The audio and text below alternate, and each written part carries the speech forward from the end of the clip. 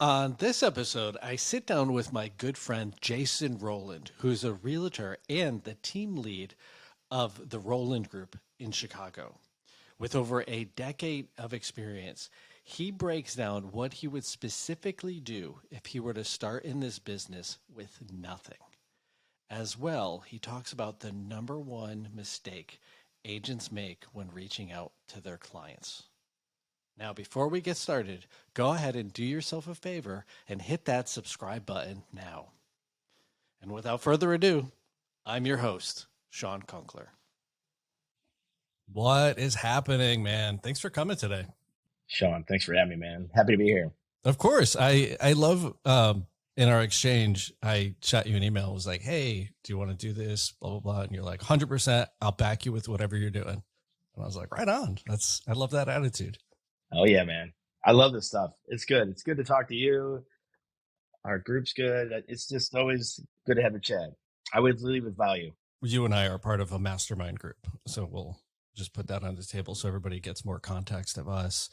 But what I always enjoy is you have just such a positive outlook on things. Like there's people, when you hang up the phone, you're like, God, they just like suck all the air out of the room. And then there's other people you hang up and you're like, oh yeah, I'm going to go crush it today and like take care of my stuff. That's you, man. And so I appreciate that. Positivity wins, man. It does. It does. It certainly does. So Jason Roland, who are you and what do you do? Jason Roland with the Roland Group at Compass in Chicago. Glorified deal junkie. Love to do brokerage. Have a side hustle in property management. Full-time father, husband, living life. Love it. I love it. Doing deals. It's funny. Every time we talk, people are driven by different things. Like some realtors are driven to help people. Some are driven by money. Some are driven by all this stuff. And you are definitely a deal junkie. If you can just connect two things together, people and property, you're like the happiest camper ever. Yeah, I'm a fan. I tell you, I've recently had a couple things, not to get off.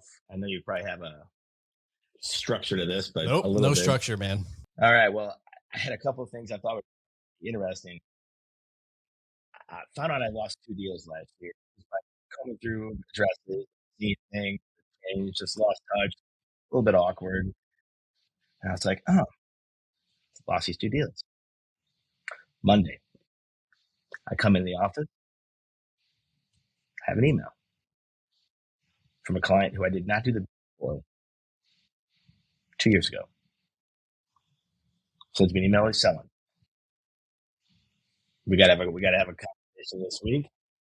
This is just after learning I lost 2 deals. I'm like, we'll just brush it off. Lo and behold, I get this new listing. It's 4x both those deals. From the person you thought you initially lost the deal from? I lost the deal in 21. He toured with me, but he previously came and saw properties with another agent. He ended up liking one of those properties to move forward with, and honored that agent's showing a relationship, which I appreciate. But I stayed in touch. Welcome to the city. You need any resources, let me know. Postcards, calls, over time. Stayed in front of him. Called me, didn't call her. I like one thing that you didn't say in there, because I know this about you. You didn't say emailed him relentlessly. Email sucks. I love that. That's my team. That. What's your number one? How do you communicate with people, your clients? I like text, I like call, but email just gets lost. It does. It does. It's so gone. I know you're also a big fan of just taking them golfing. I love golfing. In Chicago, weather doesn't allow us to do it year round, but some great deals, great relationship building, and a couple cocktails in the golf course has secured some opportunities. 100%. Yeah. I mean, people get to learn more about you. And ultimately that's what the bond is. Like, that's when you think of our closest friends, it's not because we know one thing about that person. It's we know a lot of things about that person, and that's ultimately where human connections are made. And to your point, if it's just an email, it can be read in many different ways, depending on what's happening in that individual's life, who's reading it, if they read it, if it just gets dismissed, ignored. Emails are wild cards. Texts too. Like texts can invade your space. They show up at any time, and it's contextual based on how are you feeling at that moment when you're reading it. Agreed. Yeah, the text and the phone calls. The phone calls are great.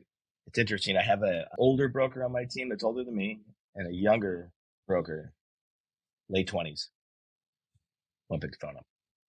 Neither calls one. Are like neither one of them. No, the younger guy on the team.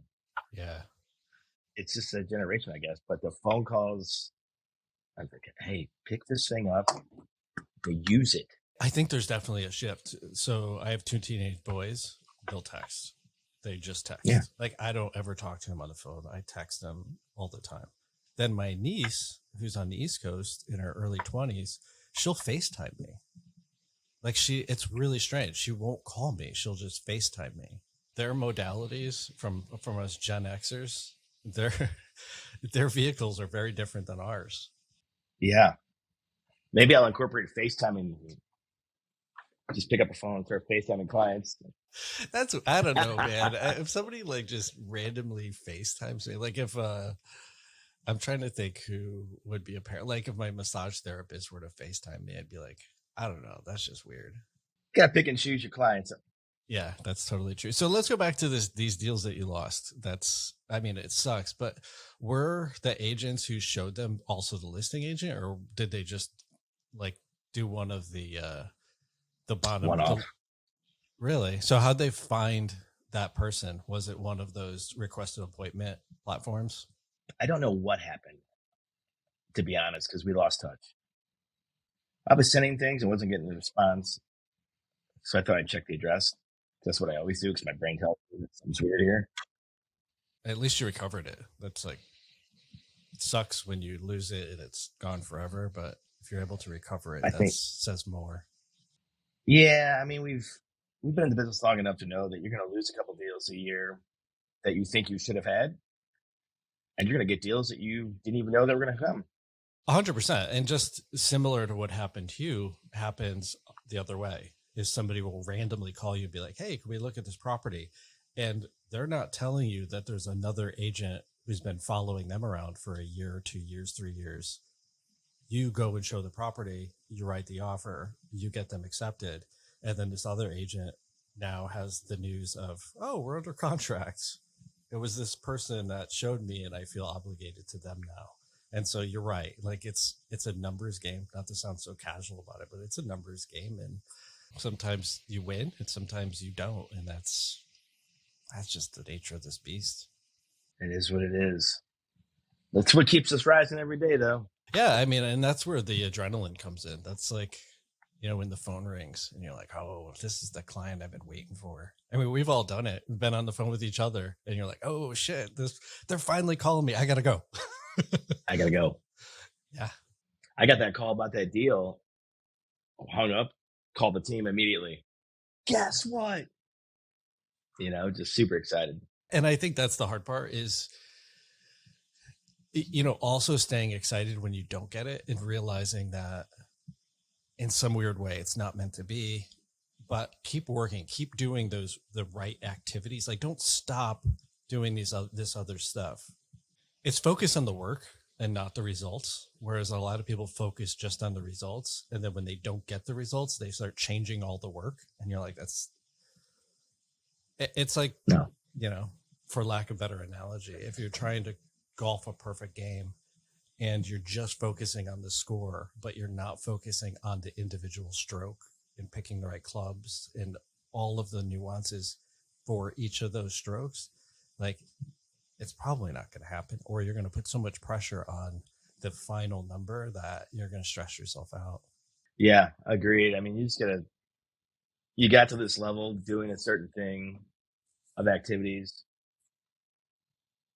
You do them. They're going to fall off and some things are going to fall in. You just got to have, not to be too Ryan Serhant about it, but you got to have enough balls in the air to Some are going to drop. Yeah. I mean, it's a classic sales is you have to have enough leads in your pipeline. Yeah. Like some are going to be D level, some are going to be C level, some will be B, some will be A. And don't just focus on the ones that you think are A's. Focus, make those calls to everybody because you don't know. Like somebody may decide right now. Somebody did decide right now to buy or sell a property. And it's our obligation or duty to go find them. Yeah. And I think shooting the email of like, hey, you ready now? That's not it, man. Delete. Yeah.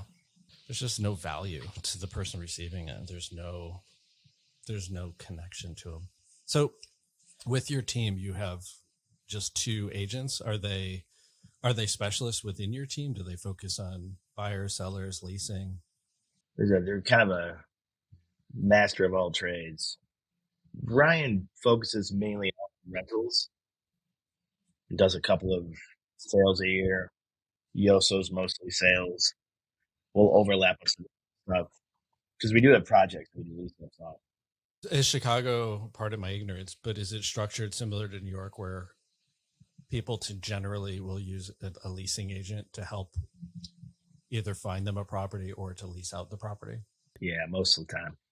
Those become good leads because at some point that seller is going to not want the property or that person's who's renting it is going to want to buy.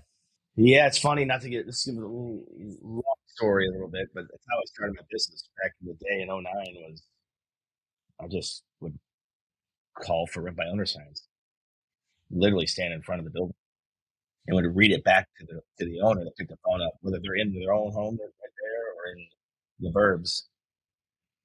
Hey, got clients in town looking at the thing, looking for a 2-bed, 1-bath. They have a dog and need parking, and it's in their price point. They'll be here this weekend. Can we show it? Are you cooperating with agents? No one's going to say no. Oh, not everyone's going to say yeah. A couple say no. You do 10 of those, you got 5 listings by the weekend. Straight to the MLS. You got showings, you get there, and now all of a sudden you're their agent. That's pretty awesome. They'll never call anybody else. Is that the same now? You mentioned it was 2009. Obviously, we had the 2008 crash, which significantly changed the landscape of our entire world. Yeah. But do you see that pattern still similar to today? In terms of building the business that way? I don't do it anymore. I'm too, unfortunately, but that was a lot of fun. Nice. This was 09. I was calling $1,600 2-bedroom a month just to get the listing. To get the listing as a lease. Mm-hmm. That's legit, man. It was hustling. Hustling. I mean, that's also like short term. It's not, obviously, it's a lease versus a sale, which is a very significant difference in commission check. But if you're planting seeds for 3, 4, 5, 6, 7 years down the road, that's where you are today. That's a huge book of business. It's not even the buyers from those renters, but it's those buildings that the owners want to exit. So they're selling their 3-flat, their 4-flat. After we leased it for 7 years, 8 years, 6 years, whatever it was. But I did do it on Instagram live 3 years ago. Just stand in front of this house and called this lady and did exactly what I did in 09. And I got the deal for like a $1,700 3-bedroom, 1-bath. I was like, this is great. I miss it. Damn. Hey, did I ever tell you that this is so random? Did I ever tell you I bought a loft in Printers Row in like late 2007, early 2008? What? Yeah, I lost my shirt. Yeah, man, it was dope. It was actually like there's a library right there. It was like an eye shot to the library. It's pretty cool. I did not know that. Yeah. Yeah, back when I was Printers Row. Young and dumb. Well, win some, lose some. That's the game. Yeah. So if you were to start your business from scratch today, knowing what you know now, you have no database. There's no contacts in your phone. You have no Instagram. You have no social following. What do? I love this question. You wake up this morning and you're like, I got a family to support. I got a house to support. I got to make some cash. Yeah, I think the first thing I would do, you're not strapping me for, I got some money though, right? I got a little bandwidth. Let's say you got 4 months to float. Okay. I'd go to the coffee shop 3 days a week. I'd pay for coffees for everybody in place for 90 minutes, all 3 of those days. Build contacts, talk to people, have conversations. That would be the business building. Maybe once a month after I build that contact list up, I'd have a casual happy hour. And I would start dialing for dollars and going for rent by owner signs because that's quick. So I turn the cash, make some connections, and just build that up. So if I'm hearing you correctly, it's basically just focus on build your database. Yeah. You got to be in front of people.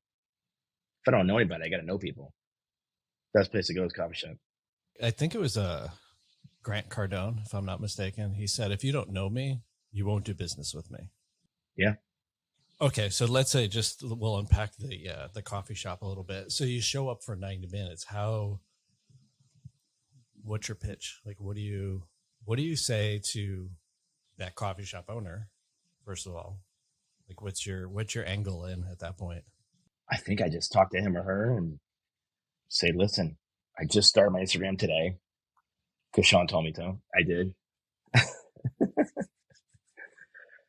I'm going to post up here 3 days a week for 4 months. On those 3 days, I'm going to buy the coffee for anyone who comes in. And I'm going to post lives and everything else on Instagram and bring you a bunch of business. And if you don't like it for any reason, I'll leave. But I'm going to bring a lot of positivity to the room. That seems pretty fair. I don't know. If I was the coffee shop owner, I'd be like, all right, like I got guaranteed money. Yeah. And potential new introductions. Yeah. I mean, one of the things I do today, and it's a pretty good contact list now, is I have a monthly happy hour in a really good spot in Fulton Market, and it's great turnout. It's just nice to see everybody. Tell everybody to bring a friend from coworker, bring them to the coffee. We'll pay for anything. Dinner, drinks, come have a good time. That's a little secret bullet right there, is have them bring somebody who already knows you, have them bring somebody. So now if they're a little introverted or shy, they have a support system and you're getting to meet somebody new. New. That's a win-win. It's a slam dunk. It's worked out on many. I've been doing it for like 4 years. And we're both in cities. Like I'm in San Francisco. No one turns down a free drink. No. Drinks here are $15. Like no one's going to say no.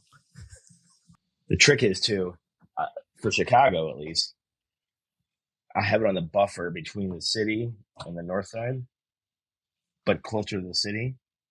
You got to get them before they go home. If they go home, then I come back to a happy hour. So you go knock on so-and-so's door and say, hey, we're going to Jason's happy hour. Let's go. Cool. I'm going to grab one. 2 hours later, we're still there. And I implemented 6 months ago the after party, which I'm not really built for, but it's so infrequent that I do it. You walk down to the Hoxton Hotel lobby bar. It's a great scene. Have a couple cocktails. I leave the team there and I leave. I Houdini out. There you go. I mean, personally, events, if you can host a good event, that is a cash cow because you're just making all of these new introductions. Like people are, like it's just, you're building your entire database and people people will do business with people they like. And if you're approachable and having conversations, and everybody's going to ask you about real estate, how's the market right now? Everybody asks that. And so you are the expert in the room on this category. Yeah, it's been good. I like the happy hours. Do you ever partner with Anyone else, like let's say lenders or other businesses? I know you mentioned partnering essentially with a coffee shop, but are there any other, do you leverage anybody else's database or book of business? I have a lender with me, been using him for 8 years. He and I post up there. We started them together, the happy hour together. We're still doing. Wow. We were actually in Houston at some event he invited me to, and the guy speaking was like really good. And anyway, these breakout sessions, and some guy from Philly or DC says, "We do happy hour." I'm like, ding. And that's the thing we left with. We're starting to do this as soon as we get back. Love it. I feel inspired to do a happy hour. I haven't I will tell you also, I've only done one or two, and they're smaller, like a different scale, or they were hinged to something else, but I haven't done this specific style.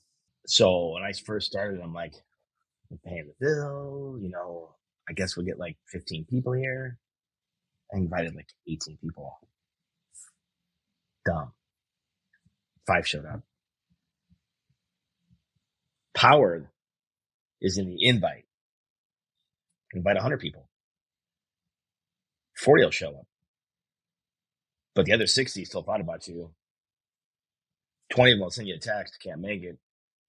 I'll see you next time. I'm on vacation. I'm this and that. You still send them out and still touch them.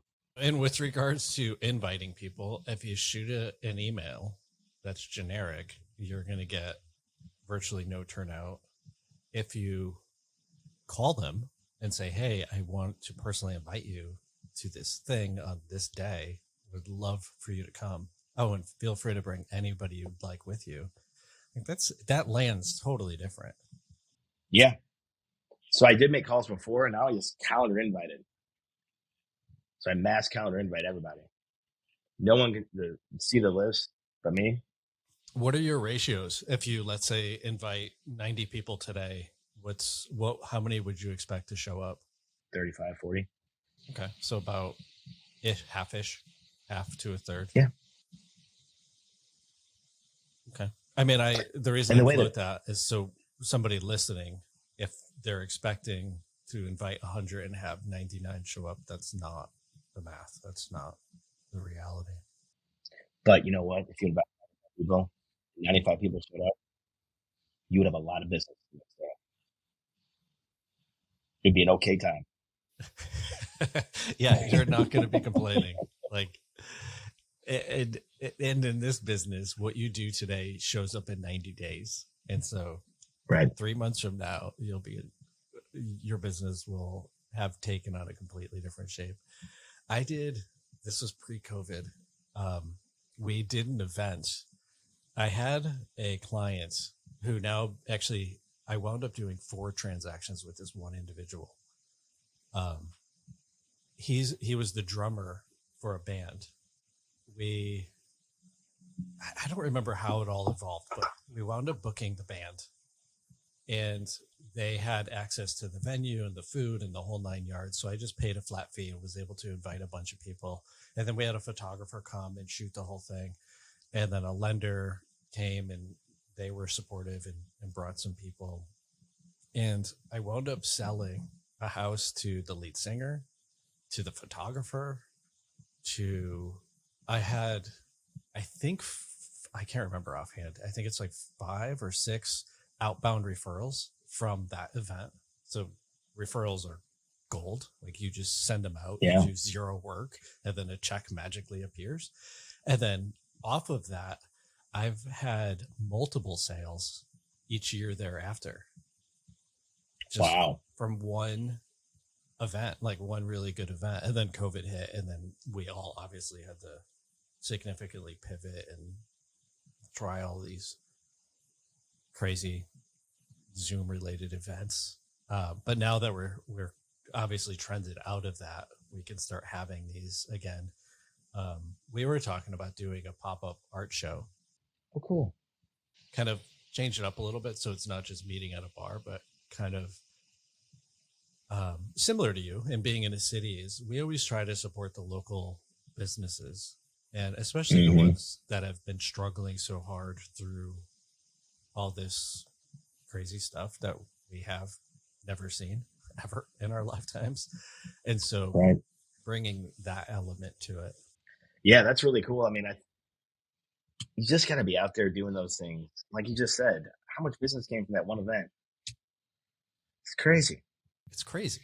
And the cost of the event was proportionate to the sales. It was nothing. Yeah. Nothing. Yeah. I think our bar bill typically $2,000. We're there for 2 hours. You know, that's food and booze. I started doing every other month now. I specifically am having this one on February 2nd for all the dry January people out there. That was of awesome. which I am not. My buddies did a sober October. That was hard. Yeah. I don't actually drink that much, did. But for October, I don't either, but for some reason it was just so hard. Like there was a lot of little events and it was hard. Yeah. I know. I talked to a couple people that are like, yeah, I'm doing dry January, but I got 4 cheat days. I'm like, it's not dry January. 4 cheat days. 4 cheat days. Yeah. That is amazing. I'm like, come on. Yeah, you're like, I'm going to the gym, but I also got a flat of donuts, and you're like, exactly. That's not exactly how it works. Yeah. Outside of events and golfing, what else do you do? What do you? I know. So you have. Well, there's a few different directions we can go with this conversation because I know the other side hustles that you have going on. But let's keep going down this path. So you're brand new in the business. You would run or work on building your database by working the coffee shops. And I'm assuming you would brand yourself in some capacity as the specialist of that neighborhood. Is the bar, if you were doing those events in addition to, would you be doing them in the same neighborhood or would you look to branch to a different neighborhood? If I'm brand new in the biz, I think I would just stay local, same neighborhood, branch out from there once it's built up. And then how are you following up with everybody? Not email. Calling, texting. And you know what? I've found if you go to shops, people that sit down, plug in there, I'm not to say once a week, you can probably build a rapport with a few of them. Walk in, hey, Shawn, hey, man, hey, Dan. They'll know you, you'll know them. I think I'll go from there. Yeah, I think that all hinges back to become the local celebrity, like be known in one specific area or arena, this thing for doing this one thing, which I think is smart, especially with where you are. Again, we're in a major city, so there's neighborhoods, and obviously the neighborhoods are very densely packed, and you can, within a 3-block radius, do a ton of business just because there's so many units available in that hyper specific area. If I was going to do it over again, that's what I would do. But I really do think that calling those for rent by owner signs, for whatever reason, I was good at it and it worked. An added layer, by day, make calls, and at night I would comb Craigslist for rent by owner. Rent by owner, just search it, and then I had this pitch already teed up. Copy that, plug it in, add a couple things, send. I'd fire 20 emails a night. I'd wake up to 5 responses. What do you charge? When can you show it? So I would just build that way. Within that 1 year, and it would only happen between end of August through January, because that's when people can't rent. No one's looking to rent. So that's when they need your help. They don't need your help in the heat of the season. You bring up a great point, is know the seasonality. It's like planting a farm. Like there's a specific time you want to do different events. if you don't plant in the spring, you're not going to get a harvest in the fall. And if you expect a harvest Very in the true. winter, it's not going to happen. Right. In starting out, I would say that's probably one of the harder pieces, is just not knowing what the seasons are, or not knowing how to spot a trend, because you don't have any distinctions. Like you haven't seen cycles. And that's where it becomes advantageous to people like you and I who've worked through different markets. So not only the season of the year, but what is a downturn market? What do you do that's differently? There's opportunities that showed up in every downturn, and there's similar opportunities to the previous ones. And so you can pick up and learn from those. I think that's where just doing something like this, listening to a podcast or talking to really seasoned agents in whatever market you're in, and listening to what they're saying or watching what they're doing, because they know where that trend is. Yeah. And, not even to speak to that, but even in today's deals, like when you're working with another agent, there's always something to be learned. You always learn something doing every deal, something new. That's what I love about the business too. Yeah. I mean, I think you have to stay in that mindset of, I don't know everything. There's going to be something that I've learned. I've actually partnered. There was an agent in my office that I partnered with. I don't know. Maybe I did like 3, maybe 4 listings. And I just knew from my conversation, she was highly, highly, highly organized. And I knew she had a checklist. So I brought her in on the listing, and it was a really good listing. It was a really great listing because I knew she was going to say yes. And then I cut her in for a really decent portion of it. And she basically just became a referral agent on the back end. So she's not on the MLS. I get all the credit. And I just said, I really want to learn how you do all of these pieces, all of these components. How do you have conversations with clients? And she ultimately gave me all of her, like, use this checklist and do this and follow up at this point. And here's my calendar. It was a game changer. It completely reshaped it. And so to your point, you can learn a lot just from being on the other side of a transaction, with how they're communicating with you, when they're communicating with you. But then there's other strategic ways that you can go about it as well. Or you can join a team and just go from A to Z 1,000 times faster. Yeah. And I guess if I were to do it differently over again, I may go team route. When you started? Yeah. I did not do that one. I would have gone the team route for sure if I could start over from scratch. And I would have very highly niched down to figure out who as an agent I wanted to be. What price point do I want to sell in? What section of the city do I want to sell in predominantly? And then figure out, I did that with the brokerage. I wanted to be a North Side agent. I wanted to be in the luxury category. So I worked for a brokerage who was doing that. And that's not enough. I wish I did one step further and figured out a way to even work for free to just be around those agents, because that would have put me around luxury properties sooner. It would have put me in the north side of the city sooner. I would have had more easy of time introducing and getting introduced to those producing agents. It's a different space to specialize in. Yeah, it's funny. We sit here talking about how we do it differently a dozen years ago. So we got to roll our sleeves up and just figure it out solo, huh? I mean, thankfully now, every year technology goes faster and faster. And so you have more and more access to information, which is fine. I think information is great, but applying it is more important. But really niching down and figuring out, like you were talking about, really picking the coffee shop. Like, why do you want to be in that coffee shop? Why is that the coffee shop to be in? It's like, oh, it's the little incubator for all the businesses in that area.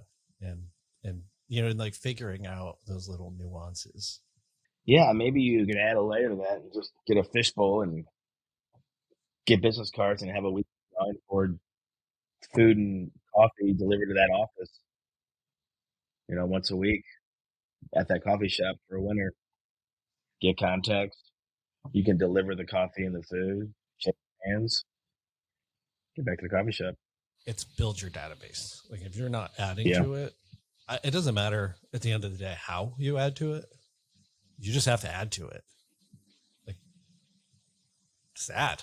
You have to be adding names and emails and phone numbers to your database and expanding your book of business. Speaking of that, today I ran into a who's a tenant rep agent, and I didn't know him. We just had a casual chat, and he has one of those new cards. You just take a QR code snap of his contact info. I look at his last name, and I'm like, "Are you related to this guy?" He's like, "Yeah, it's my cousin. I graduated with his cousin." Oh, wild. Great guy. And it all connects. Like it all just, if you're in this business long enough, all these little dots start connecting. Yeah, they do. They do. So let's fast forward. Whole bunch of years, whole bunch of deals, whole bunch of scrapes and bruises along the way. What are you doing this year to grow your business? I think I'm just to get back to the basics, man. Smile and dial, connect, sticking with the happy hours. That's just been so fruitful for us. We've got a couple of projects, so I've got some thinking around there. How when it delivers, we have launches, and how do we make that all work and be profitable in terms of gaining context socially? But yeah, no, I don't really have any magic sauce this year. I'm sticking to the basics. But the basics work. It's worked. They work. Yeah. When things are going well, right, we usually stop doing that one thing that works. And then things start going really bad. And we're like, oh, what do we have to go back and do? And you're like, oh, it's that thing that worked, the basics. It's like, yeah, adding to your database, making phone calls, touching base with people. That's all it is. Yeah, last year was social. And we've got the new ADTV segment we're doing since like middle of the summer. So, American Dream TV. We have a segment on there monthly. It's like 5 minutes TV. Shows locally on a Sunday, like 11 a.m. And are you pushing it out as well, like on social media and with your clients? I am. But I'm upset because you don't know about it, which means I'm not doing a good enough job. I'm sorry. I feel like I have seen it. I did see it on social media, but I'm pretty bad on social media. So that has been kind of my little thing I'm running with. It's nice. I mean, you get 5 minutes of airtime on local TV. It plays well on social. No one's really going to tell you no to be on TV. And if you have a listing pitch and you're going to put them on TV, you'll probably get the listing. Especially now that the market has softened and changed. It's marketing better be a very large portion of your listing pitch. Yeah. What are you going to do that's different than the other person, the other 5 people from your brokerage who just sat with the same person? We talked about this earlier, a couple months back. High Note. I'm using that for the pitch decks. So I don't have anything new for 23 yet. It's been great. I've used it a couple times. It's our default setup for sending our listing deck and my property management deck. So yeah, I like that. High Note's good. ADTV's been great. Our social team's been awesome. No secret sauce for 23. Just gonna grind with that. Of all the different social platforms, what's your go-to? Instagram, unfortunately. I wish there was something else. Of all the agents that I ask, Instagram is always number one. Always. I figured it was. It fits our business really well. Like we're a very visual experience, like walking through a home and showing properties or showcasing the city or the town or the neighborhood. That's a visual experience. So it makes sense versus Twitter, Yeah. which tends to be a little bit more text and copy by comparison. Yeah. Twitter doesn't really for us. And I haven't really quite figured out the LinkedIn play on that yet. LinkedIn's amazing if you just want to get pitched to all day. Maybe that's why I haven't spent some of this time on it. It's brutal. It's brutal. I don't even know how many, probably 5 to 10 people. It's either one specific brokerage that they're trying to recruit me to, which it's a ridiculous amount of how much you get barraged by them. And then the rest are the CEO and founder of this new widget, and they want you to try it out for a special deal. I've never gotten a single lead off of LinkedIn, whereas I have gotten referrals from Instagram. Well, that's good. You need to stay with what's good. So are you continuing with social media? You're basically just staying on course with the Instagram this year? Yeah. The Instagram. I think I'm gonna stay. No TikTok for you? We tried it. I just don't know if it's a platform. I actually don't.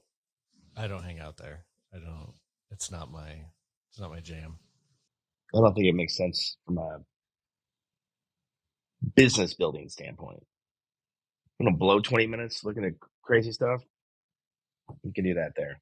So this is actually a weird true story, but my client, this was so funny. It was so random and so funny how this happened.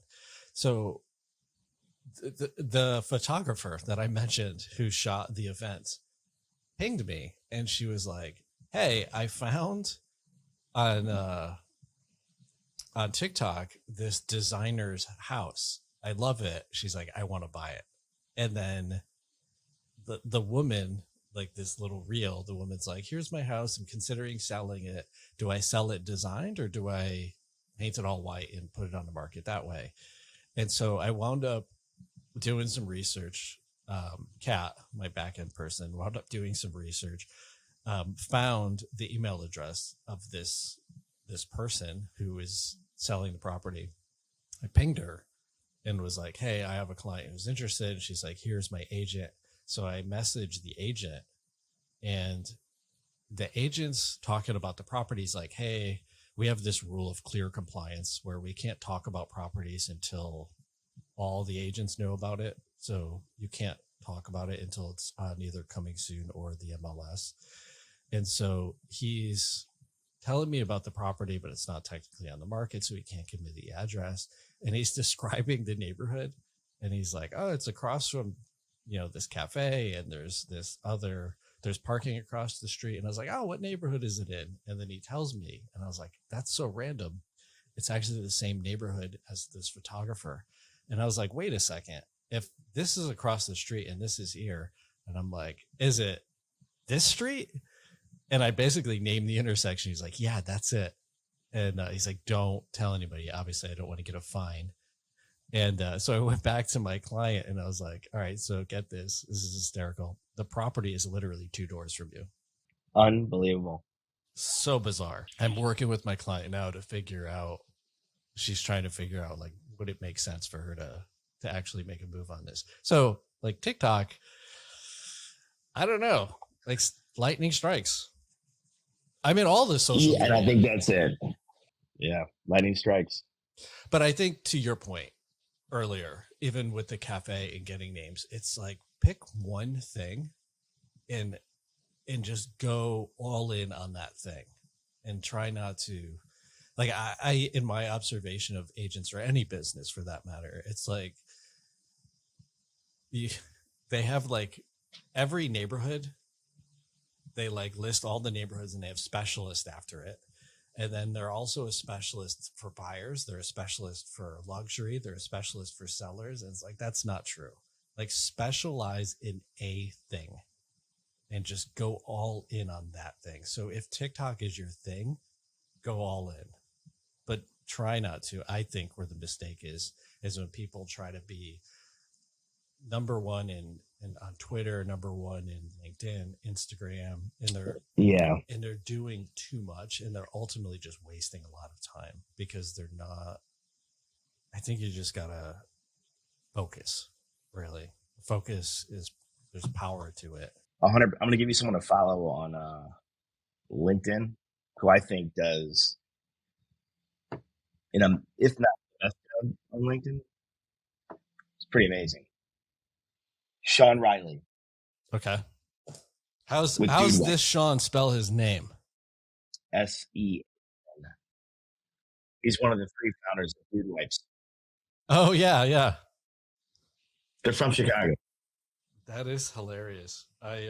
Shawn's a great guy. Funny story, but I have 2 boys, so they're stocking stuffers. They got Dude Wipes this year. Love it. Follow Shawn. You'll be amazed. He does a great job. So I went to his office. We sat down, had coffee, whatever, a little while ago. He's a personal friend. And I'm like, who does your social media? Who does your LinkedIn? He goes, me. I'm like, dude, you are fantastic at it. Don't stop. I will for sure check it out. Yeah, I think with social media, I think you can outsource some of it to be supportive, so you're not missing opportunities to post. But I think you can't 100% outsource it because it loses your voice, your authenticity, like that essence of who you are. You can't outsource it. Your team, like your team profile page and all that. Yeah, outsource that, but not yours, like your own thing. Like you should be a part of that in some capacity. Yeah. I can't wait. I'm excited to check his out. And I think that's another important distinction too, is we can go outside of our industry for inspiration. He's so good, man. He's really good. I'm excited to check that one out. Yeah. I don't know what to expect, but I'm sure it'll be good. There's some poop emojis on there. Don't worry. I went to a party. I went to a party recently, and it was at a friend's house, and they had a squatty potty, but it was made out of wood, and it was like really nice, like mid-century, like curved wood. And one of my friends, Meredith, walks in, and she's like, "Oh my God, that's the bougiest thing I've ever seen." Yeah, that is great. So we managed to start talking about this stuff. Amazing. Victory. Yeah. I knew we would digress somewhere and just like downward spiral. Yeah. Awesome, man. Well, it's been an hour, so thank you. I appreciate all your time. This has been great, man. It's always fun just chatting with you and talking shop and learning what you're doing in your business. So if people were to find you, they have a client moving to Chicago, how do they get a hold of Jason Roland? Is this where we give them the cell phone and everything, or is this? You can do whatever you want. This is getting pushed out to all 2.5 million realtors. No, eventually my goal is to have all 2.5 million realtors across the U.S. listening to this. So share whatever you feel comfortable sharing. In order to get a hold of me, shoot me an email, jason.roland, spelled ROWLAND, @compass.com. Or on Instagram at Roland Group RE. Perfect. Those are your 2. You got email and Instagram. What areas of Chicago do you and your team focus on? Or anything Chicagoland. City up in the north side. I mean, we do some burbs work too, but for the majority of our transactions are in the city. And not for nothing, just make the call. I've called you a few times and like, hey, I have a client looking in this town. Is this an area you cover? And you're like, no, but I know somebody who does. And that's always super helpful. I had a client the other day. Hey, we're going to go to Michigan and buy a property. Who do we call? And we had a broker from Compass whose brother has a shop right in this town they were going to go buy. Been over 20 years in real estate. Great transaction. Sometimes you just got to know. You have to know the right person to pick up the phone and call. Yeah, absolutely. Awesome, man. I appreciate it. Thank you. I have a favor to. After all these go through, when you get to 100, I want to be your 100th guest. 100th guest. Penciling it in right now.